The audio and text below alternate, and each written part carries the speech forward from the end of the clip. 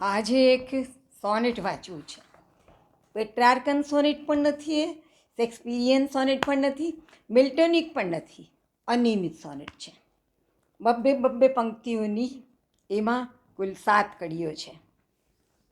એવી રીતે એ સોનેટ છે. અને 12 પંક્તિઓ સુધી તો એ બિલકુલ પ્રકૃતિ સોનેટ છે.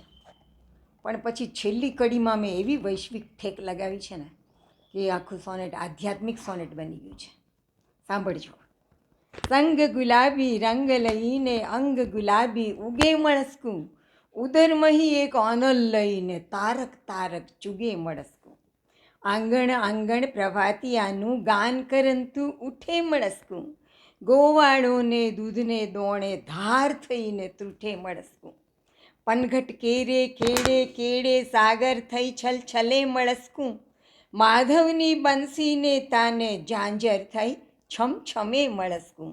ઝાડ ઝાડને પાને પાને ઝાકળ થઈને જમે મળસ્કું, ફૂલ ફૂલને કાને કાને ભ્રમર થઈને ભમે મળસ્કું. નીલ ગગનમાં જાણે વિધવિધ વિહગ બનીને તરે મળસ્કું, વિહગ ગણોને કંઠ કંઠથી ગીત બનીને જરે મળસ્કું.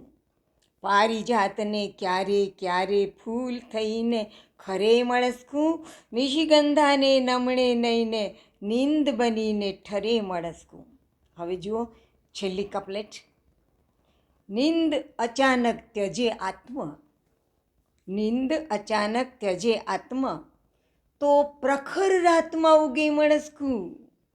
નહીં તો રેતી રાત નિરંતર, પુનઃ પુનઃ છો ઉગે મળસ્કું.